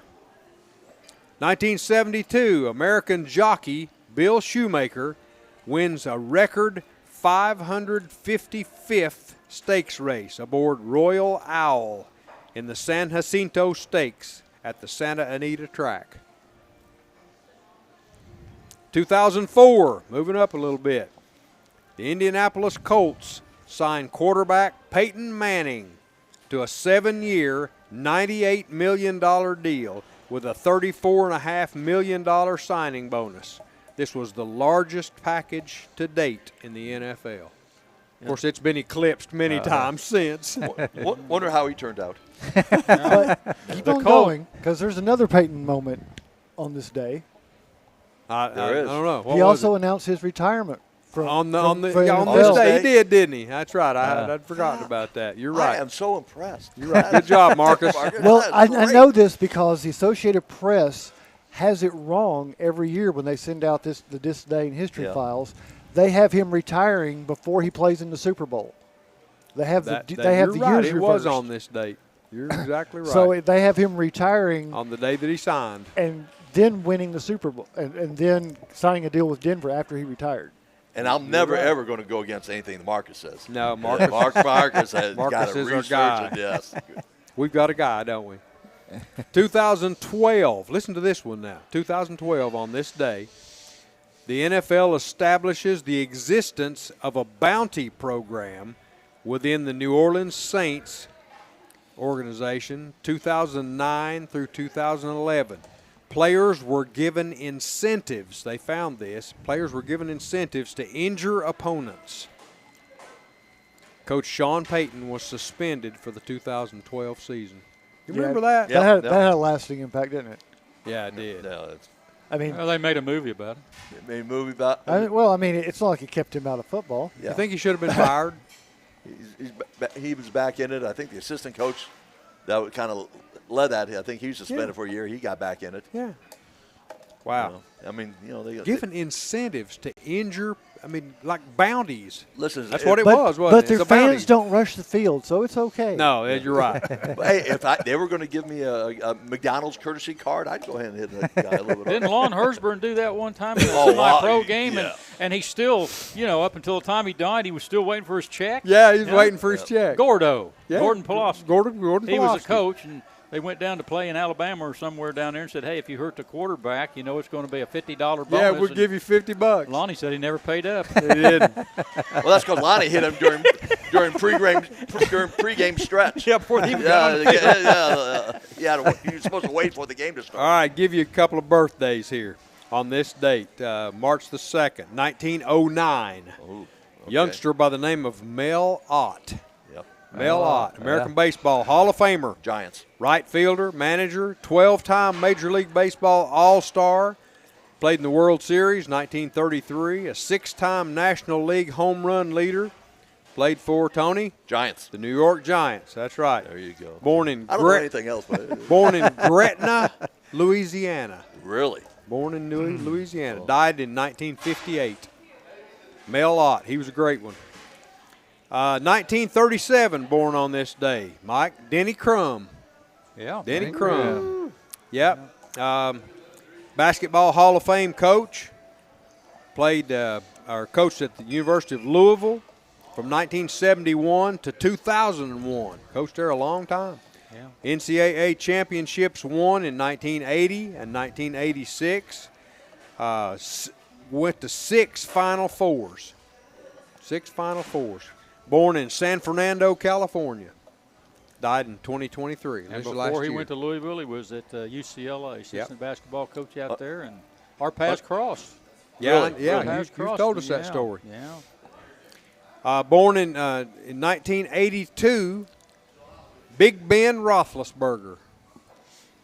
Quarterback, played in the Super Bowl in 2005 and 2008. Pro Bowler in 2007, 2011, 2014 through 2017. Went to plenty of Pro Bowls. NFL pass yards leader in 2014 and 2018. Of course, played for the Pittsburgh Steelers. Yep. What college did he go to? Anyone know? Anyone know? I don't know. Miami of Ohio. Miami of Ohio. He was born in Lima, Ohio. He is 42 years old today. Congratulations. Happy birthday, Big Ben. Big Ben. Yep. Well, that's it for this week's Sports Headlines, brought to you by Fast Signs. The whoosh sign, we're getting much better. We need to hold up one so the people. Hey, you brought up last week the Hannes Wagner. I think he had his birthday or whatever. He did. And his baseball card's one of the most valuable. Yeah, it is. Do you understand why his baseball card was so valuable? There weren't not many of them around. Well, it was because they put it on a tobacco card, and he did not want his image associated with the tobacco, so they pulled them, but some of them got out there. Yeah. That's why his is so valuable. Exactly. There's not many of them. Yeah, not True. many of them out there. Anyway. Now let's bring the Boyd Sports Spotlight into sharp focus. Back to you, Gunner. Hey, it's time to bring back in our Goatees sports page crew: Donnie Moore, Marcus Fitzsimmons, Carson Newman, assistant football coach Tony Iruli, ball basketball legend Tony White has left to go to Nashville to see the Vandy LSU game. So we'll look forward to seeing him again next week. One Tony has left the building. Yeah, Tony, but I still got the retired Tony. We got the other one There here. you go. Tony, you're still a legend. Oh, thank you very much. All right. I got the extra $10 to give you. And Alcoa basketballer Dwayne Easter is also with us. Hey, anybody see Tony? Did you see Rick Pitino last week in the all-white suit he wore against Creighton? It worked. St. John's beat Creighton, and Creighton, of course, beat Connecticut. Yep. They're early in the week. They beat St. John's beat Creighton 80-66 and improved to 16-12. And of course, Pitino was criticized for getting on his team a little bit. Well, he wore a white suit. It was a white-out game, I guess. So he wore that white suit, and he looked like the guy on Fantasy Island. The plane. That's what he looked like. Looked like tattoo. Yes. Hervé Villachez. Yeah, it just didn't look like Patino. Rick Pitino standing out there, to be honest with you. Oh, man. Hey, before we get to Tennessee and Alabama, talk a little bit about that. I want to make Caitlin Clark. You know, you mentioned her this morning. And, we did, and yes. she's going to be in the headlines. She's going to break Pete Maravich's scoring record. And, Tony, I've got to ask you this question because I've got my feelings on it, but does she need an asterisk beside her name? No. And wait a minute. Before you answer that question, you know, a lot of people don't understand now because the years have gone by that they don't understand it. At one time, college players only had 3 years of eligibility, and we're getting to the trend where people don't understand that. They just think everybody's under a 4-year deal. She has played in 129 games and counting. Yep. 129 games. 4-year career plus. Right. Pete played in 85 games in a 3-year career. Yeah. That's a difference of 44 games and counting. Now, Maravich averaged 44 points a game for his career. So if you take those 44 games that Pete's missed at 44 points, he's about 2,000 points shy right now. Yeah. But now, let me finish here. Okay. She had the 3-point shot and the shot clock, and Pete only had the 2-point shot. So I think you can't compare the two. I mean, can you? Huh? Nah. Tony?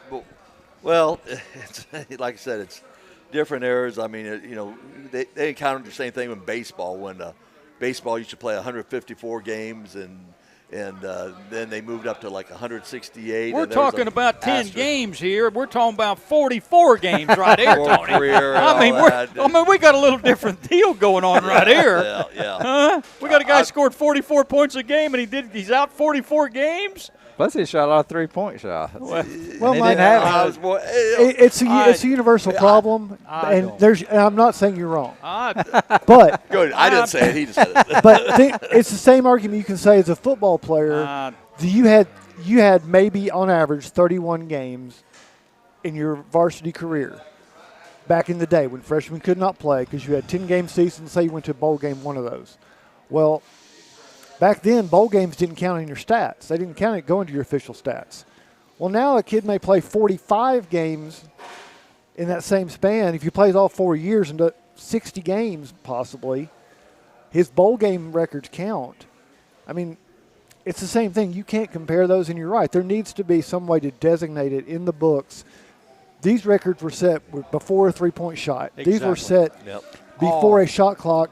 These were set when 3-year limitations were in place. Well, like the NFL. All college programs should do that. You got to do it two ways. You got to put an asterisk beside the person's name to denote, not embarrassing in any way, that they've had 4 years to attain this, or it's not a hard deal. You separate the 3-year records and the 4-year records, and you have a cutoff date. You don't Anybody that takes a COVID season should have a COVID sign beside. You don't have to rework the 3-year stuff. It just cuts off at a certain year, so it's all there intact. Yep. You just start from there, and you don't put. But you can't compare 4-year players with 3-year players because 3-year players are eventually going to be off the books. Sure. Completely. Yeah, and in the NFL, the season used to be 14 games. Now it's 17 games. And so, that skewed all the records that was set there and all that. And one of the other ones you can look at is when you look in the UT record book, when they've got the all-time leading scorers, it helps if you have right beside it the points per game average in the top there, because at this point, your points per game top 10 doesn't necessarily match up that closely with your top 10 all-time leading scorers. Exactly. Because you don't have the same number of years. But your point totals are never going to. You've got guys on there, like you were talking about, averaging close to 20 points a game who aren't in the top 10 anymore. Yeah. Well, I know this is good publicity, and I don't want to take anything away from this young lady because she's phenomenal. Yeah. But that Maravich name out there is magic, and they are taking advantage of that name. But people need to understand that he did that in 3 years under 2 points where she's had some advantages. I don't understand why she's leaving. Yeah. What? I don't either. I thought she was getting paid more. Her potential, her projected NIL value next year was $900,000. You tell me she's going to sign $1 million contract for the WNBA that's going to give her $1 million next year? Have you ever lived in Iowa for any extent of time? I mean, my God, she's wanting out of there, man. What are the highest paid? It's cold up there. There's nothing but corn. That's right. $250. I was thinking it's probably around 250, 300. I don't have their highest ranking right. Yeah. What's that? Well, I was wondering what the highest paid WNBA players But make. in even salary. from the- 250,000 a year. From the endorsement perspective, she gets endorsements more, are another She thing, has of more exposure playing in the NCAA in the NCAA tournament than she will ever have in the WNBA. Yeah. When's the last time you watched a WNBA basketball game on TV? Been a while. I don't know. Yeah. I mean, are they on? Never. Tony, they don't have a St. Elmo Steakhouse either in No. Iowa. Never. They got one in Indianapolis, so that's probably one of them. That's the deal breaker and all that. Yeah. Hey, let's talk about Alabama. Alabama came to Knoxville a few weeks ago, beat Tennessee, or Tennessee beat Alabama 91-71, and Tennessee got 91 points, and that's what Alabama's averaging right now. Dwayne Easter, a lot on the line today. They've played 3 months. The winner, they get to the top of the line there as far as the SEC regular season championship. And what do you think? I think we have a better defense, a little bit better defense than they do. There'll be a lot of running and gunning in this game. Both teams like to play fast and get it out. So, it might come down to just a shootout, plus whoever plays the best defense and who doesn't have the most turnovers, whatever. And that's one thing I was interested in is about Pearl said that whoever won this game, that he would vote for, as far as an SEC Player of the Year connect, he would vote for him if Tennessee won, and he would vote for Sears if Alabama won. Yeah, their years are very similar. Sears is averaging 20.4 and Connect 20.1. Yeah. So Marcus, Dwayne mentioned defense. Alabama don't play any defense. There's no defensive out there at all for them. It's the Matador, come right on by and take it on in there. They don't, and that's their philosophy. I still think it's a bit unorthodox. I'm still not convinced it's a winning strategy, but Alabama's making it work with the way they use the three-pointer. But my concern for today is we talked in the last hour about the Texas A&M game, and that was a revenge game for the Vols, where they went to Texas A&M and just got trounced. Yeah. And they took that out. I mean, it was about a 50-point swing between those two outcomes. I'm hoping Tennessee does not have the same thing done to them today, because Alabama had a terrible game up here in Knoxville. They turned the ball over. They got frustrated. They never got in rhythm. They never shot the three all that well. They're at home. I just hate to. I'm a little scared of Alabama being comfortable shooting the three against Tennessee and what they can do. Tony, this Alabama team goes up and down the court. 14 points down, 15 points down means nothing to them. Yeah, they were down 13 or 14 in Ole Miss the other night. You thinking they're in trouble, and they won the game by 20. Right. So is Tennessee going to go play their game down there in Tuscaloosa and go up and down with them or not? I think first of all, Tennessee's going down there with a lot of momentum. All right, they're going to be playing Alabama, who's like you said, it's kind of a run and gun. They're going to run up and down the court quite a bit. But I just like the maturity of Tennessee's team right now, and I think they're going to hold on pretty well. Yeah. Bama, Dwayne, has been a lot better at home than they've been on the road. They beat Auburn down there, and I don't think they've lost a home game this year, which you got to do to win the Southeastern Conference championship. But they got a lot of weapons. They got a lot of offensive weapons. They're putting 91 up. Tennessee's putting 80 up. Yeah. That's about 11-point difference right there. I don't know.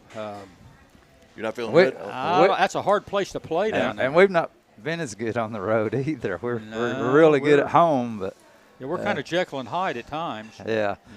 So I think Adu and Owaka, I think it come down to kind of those two guys. They played really well against Auburn early, and I just like the way that he's using them right now. I think and of course Connect, but I think those two guys are really important, and of course Ziegler too. Hopefully he won't make as many errors that he made early and those turnovers. That's kind of, I think he was trying to force the ball and dribbling a little bit too much there at the beginning of the game. No. So hopefully he won't Marcus, do that. Tennessee's holding at number 2 in the bracketology, but with the win at Auburn, they get a win at Alabama. They got South Carolina next week. They got Kentucky next week. I'll tell you right now, I don't see how they can keep a number 1 seed away from them if they beat, 4 ranked teams or 5 ranked teams right here to end the regular season and maybe win the Southeastern Conference Championship. How do you keep them out of the number 1 spot? I think it's recognized that between those three squads that are pretty much vying for that 4th number 1, that if somebody wins out, they're the one who's going to take it. And it's really unlikely, given the schedules between those 3, that you're going to have 2 of them win out. But, I mean, if I was making a decision, if Tennessee wins 3 of their last 4 in the regular season, I'm penciling them in as the number 1 seed, pending the fact that they make the conference championship game in the tournament. Well, right now they've got Tennessee, Lenardi does. They got them penciled in Charlotte in the first. They're going to play in the first round. They would play Fairfield, and then they would play the winner of Texas Tech and Nevada. Of course, that kind of changes every week. Mm-hmm. But if they were to happen to see Nevada, Donnie Moore, that's Steve Alford's club out there. Yeah. Former Indiana player. I think he's a coach at Nevada. So that'd be kind of interesting. And sure would. Texas Tech is one of those teams that, they can make it hard on you a little bit. Mm-hmm. So being a Big 12 team. But Raiders. Yeah. So, but anyway, the SEC has gotten stronger and stronger. We got 1, 2, 3, 4, 5. They got 6 teams now ranked in the top 25. And I think we may only have 5 when the regular season's over, just because of how many of them play each other. Given, just what Tennessee's playing, are going to play each other. We'll see if we still have 6 in there, but this could be the deepest field in the NCAA tournament the SEC's ever had. Yeah. Hey, it's time for a break, and when we return, it's the Bowl Prediction segment. You're listening to the Goatee Sports Page, and now stay tuned for the best in local sports. Waters Equipment is your East Tennessee New Holland agriculture and construction dealer. Waters Equipment has been serving Blount County for 48 years and has 2 locations in Maryville for sales and service for New Holland equipment. Offering shop and field service for trucks and equipment of all brands, Waters offers equipment rentals for New Holland skid steer, Mini X, and tractors. Call 238-9000 for your rental needs. That's 238-9000. Waters Equipment New Holland, excellence in service. For over 50 years and 3 generations, the people of Blount County have trusted Stevenson Tire with their vehicles and their families. Our mission has always been simple: to provide quality products at reasonable prices with exceptional customer service. Featuring tire products from Michelin, BF Goodrich, Uniroyal, Bridgestone, Firestone, and Yokohama, Stevenson Tire also offers alignment and brake services at affordable prices. Stevenson Tire Company, 2411 East Broadway Avenue in Maryville. Call 983-1621 or online at StevensonTire.net. Your newspaper, that's right. The Daily Times is your newspaper, tailored to where you live, emphasizing the things that affect you and keeping track of the people and players in our community. The award-winning Daily Times can be delivered each morning right to your door or inbox with the latest in local news and sports. For a 30-day free trial offer, call 981-1100 and begin enjoying your life, your times, every day with the Daily Times.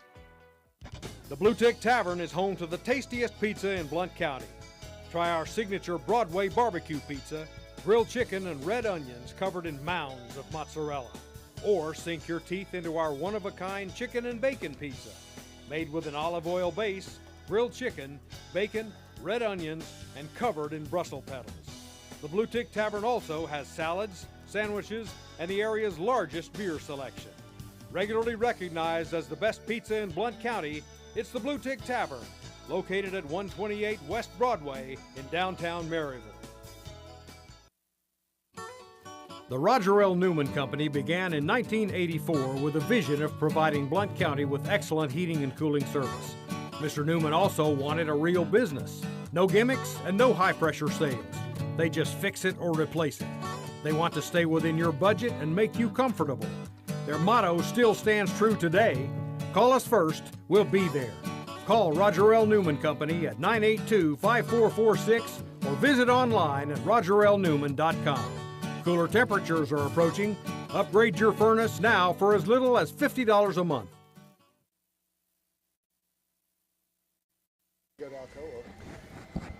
Welcome back to the Bluetick Tavern in downtown Maryville. This is Mike Edwards, and it's time for this week's bold predictions segment. And I've got Donnie Moore got about 5 games on here, and I think there's two really big games in the Southeastern Conference, Tennessee and Alabama, and Florida and South Carolina. South Carolina's still in this thing. You know, they're still in the Yeah, in the they hunt, are. and you got Tennessee, Alabama, and South Carolina all in it. And, of course, Tennessee's got to go to South Carolina, I think, next week. So, by golly, this is an important day, and Carolina's got their work cut out for them because they got Florida today, and Florida's playing really well. So let's get right with it. Tennessee at Alabama. The Tide's about a 3-point favorite. Dwayne Easter, who you got? I got Tennessee. I'm gonna put Tennessee. I hope they win by about 10. What I'm gonna say. Yeah. Well, that's what Tony told you to do that before he left. Right? Yeah. Tony, I'm going to go Tennessee, even though my whole family is Alabama people. So you're in trouble now. Big trouble. Yeah. Okay, Marcus. My pick is Alabama by 9. The court is stormed. Rick Barnes is knocked over and injured and limps the rest of the season. Oh my God! Oh my gosh, Marcus has got the Tide. What about you, Donnie? I'm going to take the Vols. They have not played great since Texas A&M, so I think they're due for a good game. Yeah. Well, I'll tell you what. I've played down there at Alabama, and I've played down there when they've been loaded. C.M. Newton was coaching down there. It is a tough place to play. I know it is. And it's going to be real tough playing down there today. That crowd comes right down on you, and this Alabama team can score a lot of points. I think you're going to see a whole lot different Alabama team than you saw here in Knoxville. Yeah. I hate to do it, but I'm going with the Tide. Sorry. Come to the dark side, Mike. Come and join us over here. I'm sorry, and I hate to do that. Goodness. If Tony White was here, I don't know whether I'd have the guts. Yeah. He'd be snapping at you right He's now. not here, and I'm going to take advantage of him a little Take bit. that next step with me. Yeah. Alabama's going to earn a $250,000 fine today. Yeah, you're probably right. Florida, number 24, Florida is at South Carolina. The Gamecocks are they're a 2-point favorite. Tony, I'll start with you. Carolina playing that disciplined Rick Barnes defense before he got Connect in here. Yep. They're making waves, and by golly, they've got a pretty favorable schedule with Tennessee coming in there next week. Mm-hmm. They got Florida today. They can really up their NCAA seedings. They could, huh? but I like how Florida's been playing. Okay. You know, they're doing good. Plus, they got a freshman player, Ryan Howe, whose father played for me up at Shippensburg, and he's playing pretty good. So I'm pulling for those Gators. Marcus? Okay. This is one where I wish they could both lose, but I'm going to say Florida has been playing better in South Carolina, more consistently better lately. So I'll go with the Gators. Donnie Moore? I think I'm going to take the Gamecocks today. Okay. Are you checking with your bookie here? Or? Okay. He's texting Troy. I'm texting Troy. I can think. I think this game's going to be awful close. I think it's basically a toss-up game. But since my son lived in Columbia for a while, I'm going to take South Carolina. I'll take South Carolina. That's the difference maker. I'm going to take Florida. My grandmother lived in Tampa, so I'm going to take. Yeah. Well, I'll tell you what, I'm a little scared to take South Carolina because I got Marcus in both of those picks. And you know how it goes with Marcus, Donnie. Not too good. Yeah, really. Not too good. I'll win them all or lose them all, Mike. I am a streaky picker. I can go 0-5 or 5-0. Maybe I need to change my pick. Or a picky streaker. I think so. No, I haven't been streaking in a good number of decades. It's been at least a year or so. Hey, I got Houston at Oklahoma. Marcus, Houston's a 6-point favorite out there, and of course they're ranked number 1 now, country. Yeah, and that's just a curse. So I'm taking Oklahoma. Oh, really? My gosh. Who you got, Doc? Houston at Oklahoma. Yeah. I don't know. I think Houston's going to hold serve. Okay. Donnie, please. All right. Boy, I hate to do this again, but I'm going to pick the Sooners. With him? I feel like I'm married to Marcus this week. I don't like it at all. You're going to change your picks. You're going to be hating them as soon as we're done. Mike's going to want to change his picks. Oh. No, there's no way. I'm taking Houston. Okay. Houston, yeah. Okay. Tony? I'm taking Oklahoma. They've been playing. Really? Yeah. You know, their offense is pretty good. They're throwing the ball real well. They come up with a lot of catches, rushing, doing. Oh, I'm sorry. You're talking about basketball. I'm sorry. I had you going, and y'all didn't get it. Oh my gosh! Holy smoke! I'll stay with Oklahoma. Okay. Really? Yeah. Okay. Yeah. I don't know why. Okay. Field goal kicker's a lot better. Okay. This is a pick'em game. Donnie, I'll start with you. It's a pick'em. Okay. Texas A&M at Georgia. Yeah, they're These both, 15 and 13? Oh, my God. There's two teams right here that Texas A&M absolutely at are Georgia. playing just about good enough to get beat every time they go out on the court. I think Texas A&M is more physical than Georgia is, so I'm gonna take A&M. I'm going to take Texas A&M. Dwayne? I'm taking the opposite of Marcus. Stay as far away from that as you can. Texas A&M is going Texas to. A&M for Dwayne. How about you, I'm going Tony Georgia. Iruli? I'm going Georgia. That's all the time we got to. Georgia. You got Georgia, and you'd take them if it was football too, wouldn't you? Yeah. Yeah, I would. Absolutely. Yeah. They've won 3-4 national championships in a row. Yeah. How about you, Marcus? I'm going to stay with Georgia. I'm not impressed with A&M. Tony, you're doomed. You are doomed. You have stooped down to the level of me this week. Oh, Yeah. That's why it's always great coming back. Yeah. Guys, thanks a lot. Good to see you, Dwayne, Tony. Thank you for having us. Thank you so much for having me. Yeah, we'll come Appreciate back in here next week and do it all over again, Donnie. Blow that whistle and let's get out of here. Hey, that'll do it for today's edition of the Goatee Sports Page. Thanks to Aaron Ishmael back at Loud Media, our host of the Bluetick Tavern, and all our sponsors. For everyone on the Goatee Sports Page crew, until next Saturday, this is Mike Edwards, the Greenfield Gunner, wishing everyone good sports.